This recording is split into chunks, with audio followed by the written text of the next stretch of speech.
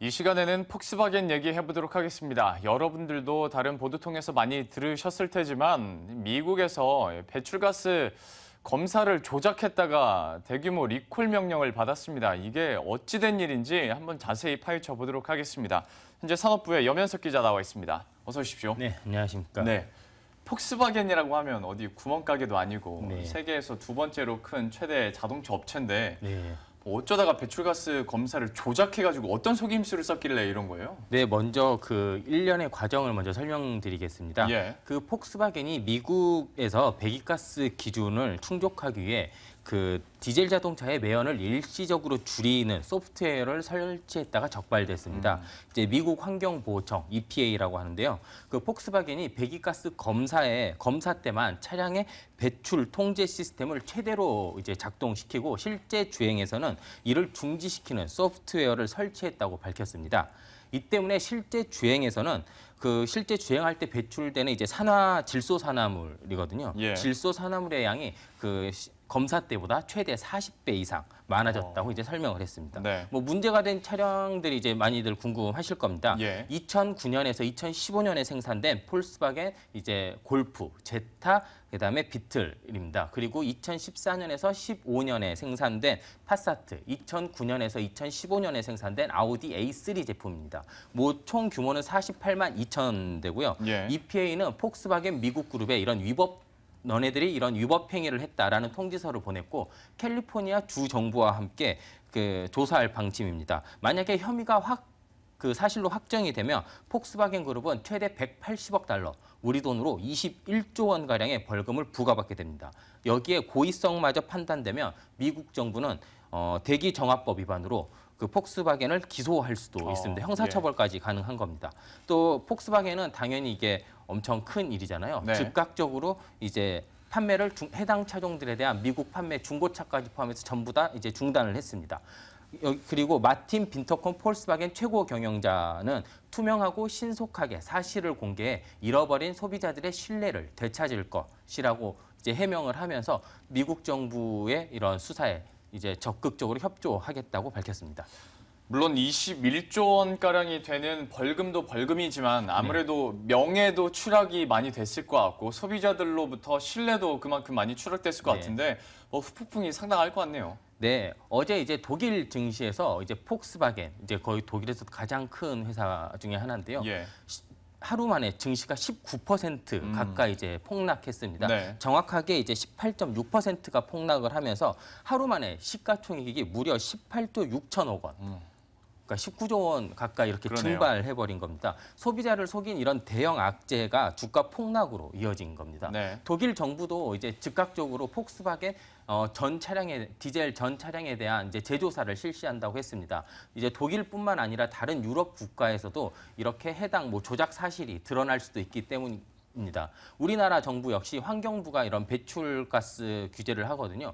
환경부도 해당 논란 차량들에 대해서 이제 즉각적인 검토를 하겠다고 밝혔습니다. 저는 그런데 이렇게 듣다 보니까 네. 갑자기 든 질문이 왜 하필 미국에서 이런 좀 무리수를 더 쓸까라는 생각을 좀 하거든요. 그게 네. 왜 그런 거예요? 폭스바겐이 미국에서 무리수를 둔 이유는 정말 간단합니다. 미국이 세계 주요 자동차 시장 중에 한 곳이거든요. 네. 이곳의 점유율을 끌어올리기 위해서입니다. 폭스바겐은 토요타에 이어 세계에서 두 번째로 생산량과 판매량이 많은 자동차 회사입니다. 하지만 유독 미국 시장에서는 힘을 못 쓰고 있습니다. 그 이유는 간단합니다. 미국은 이제 셰일가스 등으로 인해서 이제 기름이 풍부하게 나오기 때문에 휘발유 값이 워낙 쌉니다. 디젤이랑 거의 차이가 없습니다. 이 때문에 그 미국 사람들 자체가 그 디젤 차량을 선호하지도 않고 굳이 뭐 선택할 필요가 없는 굳이 뭐 할 필요도 없는 거고 여기에 그 미국 사람들이 또 환경 문제에 되게 관심이 많습니다. 이렇기 때문에 그 디젤 차량을 이용해서 굳이 뭐 환경 오염이 더 많은 이런 디젤 차량을 구입할 필요가 없다라고 느낀 겁니다. 네. 이 때문에 그 폭스바겐이 그 개발한 TDI 엔진이라고 다들 많이 들어보셨을 겁니다.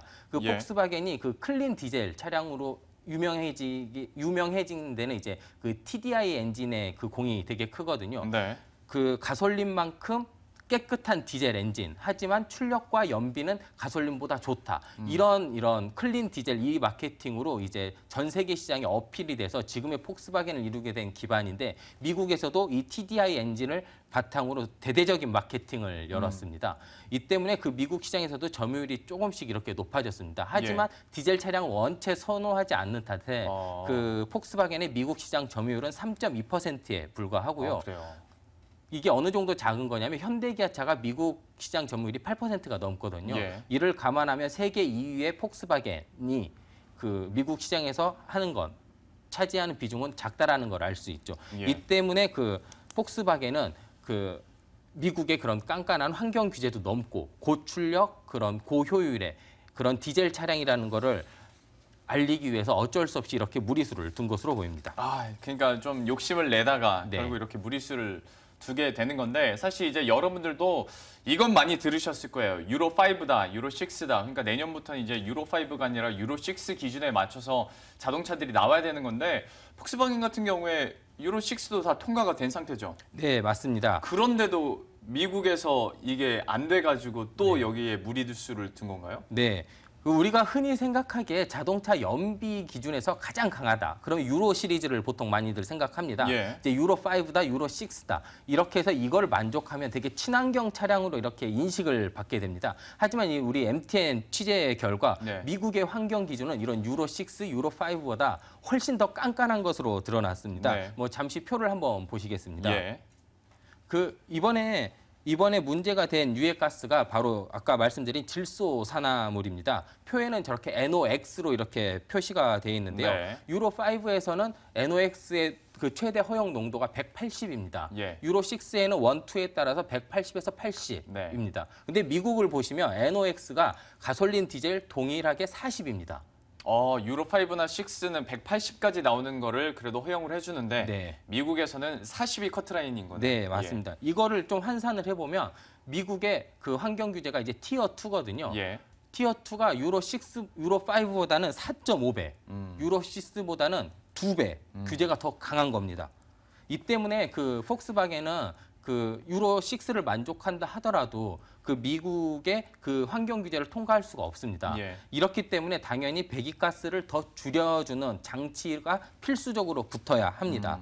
그런데 아까 그 서두에 잠깐 말씀드렸다시피 이게 그 저감 장치를 하게 되면 이제 배기가스는 줄어들게 되는데 출력이 줄어듭니다. 그러면 그 TDI 엔진의 가장 큰 특징 친환경 고효율에서 고효율이 안 나오게 됩니다. 밟으면 나가야 되는데 이제 그게 좀 안 되는 거죠. 이렇기 때문에 그 검사 때는 이 저감 장치를 최대한 작동을 시켜서 이 환경 기준을 통과를 시켰고 하지만 주행 시에는 이게 안 돼서 이제 문제가 된 겁니다. 하지만 이 소프트웨어 자체가 어떻게 이렇게 되는지는 아직 어떤 그런 과정을 거쳐서 작동이 되는지는 업계에서도 미스테리로 남아 있습니다. 사실 골프 좋아하시는 분들은 밟으면 나가지 않는 골프는 상상도 못 하실 것 같습니다. 그런데 이런 에너지 저감 장치를 달아야 되다 보니까 이게 뭐가 안 맞는 것 같아서 이제 검사할 때 이런 무리수를 둔 건데 말씀해 주신 것처럼 검사할 때 쓰는 그 소프트웨어가 참 미스테리라고 말씀을 해주셨잖아요. 이게 사실 검사할 때만 꼈다 뺐다 아주 단순하게 할 수 있는 것도 아닐 것 같고 미국에서 폭스바겐이 뭐 한번 시도를 했을 정도면 다른 차도 또 소프트웨어 쓸 수 있는 거 아닌가라는 좀 비전문적인 좀 생각도 듭니다만은 좀 어떤가요? 네, 그런 의혹들이 있기 때문에 지금 각국 정부들이 그 폭스바겐 차량들에 대해서 전면 재조사에 들어가는 겁니다. 뭐 예를 들어 그 실제 유로 6를 만족하지 못했는데 그 통과 때만 이런 소프트웨어를 이용을 해서 뭐 통과를 하고 나중엔 안 될 수도 있기 때문에 뭐 독일 정부는 전면 그러니까 전수조사를 한다고까지 밝힌 건 이제 이런 원인이 아무래도 있지 않을까 하는 이제 업계의 분석이 있습니다. 근데 아직도 그냥 이렇게 추정만 하고 있는 거죠. 그렇죠. 이게 정확하게 아직 결과가 EPA에서 나온 게 아니기 때문에 정확하게 이게 어떤 과정에 대해서 폭스바겐이 어떤 조작을 했는지 확실하게 나온 바는 없습니다. 알겠습니다. 이것도 참 아직까지는 좀 미스터리인 것 같은데요. 그런데 전반적으로 어떤 차량들이 리콜 대상에 뽑혔는지 잠깐 아까 이렇게 봤더니 골프, 제타, 비틀, 아우디 A3 우리나라 소비자들 특히 여성분들이 참 사랑하는 차종 중에 하나들이 다 여기에 포함이 돼 있는 것 같습니다. 그러다 보니까 이제 우리나라에서도 좀 긴장을 소비자들이 해야 될 것 같아요. 우리나라 사정은 좀 어떤가요? 네, 폭스바겐 코리아가 지난달까지 판매량이 이제 24,800대라고 밝혔습니다. 이 가운데 이번에 문제가 된 그 세 개 차종 있잖아요. 그 폭스바겐, 골프, 파사트, 제타, 비틀 네 개 차종의 그 전체 판매량 비중이 60%가 넘습니다. 그러니까 우리나라에서 폭스바겐 차량 중에 많이 팔린 티구안 빼고 대부분이라고 보면 그러네요. 그렇게 예. 생각하시면 되는데 또 이제 아우디 A3도 또 많이들 타시잖아요. 예. 8월까지 1,700대가 팔렸습니다. 근데 이게 그 미국에서 문제된 차량과 이제 같은 제품이거든요. 예. 뭐 아직까지 국내에서 판매된 제품들이 정확하게 이제 미국 제품이랑 똑같다, 말다, 뭐 이렇게 공식적인 발표는 없었습니다. 하지만 국내 소비자들 같은 경우에는 이렇게 많이 팔린 차량들이 뭐 미국에서 문제가 되고 있기 때문에 당연히 불안감에 휩싸여 있을 수밖에 없습니다. 그리고 폭스바겐 이 때문에 폭스바겐 코리아는 바로 이제 뭐 공식적인 발표는 하지 않았지만 약간 입장을 내고 있거든요. 뭐 문제가 된 차종은 이제 미국 기준에 맞춰진 차종이다. 예. 하지만 이제 국내에 수입된 거는 유럽 기준이기 때문에 전혀 문제가 없다. 하지만 이제 정확한 사실관계가 파악되지 않았기 때문에 사실관계가 파악이 되면 그때 가서 이제 다시 공식적인 발표를 하겠다라고 해명을 했습니다.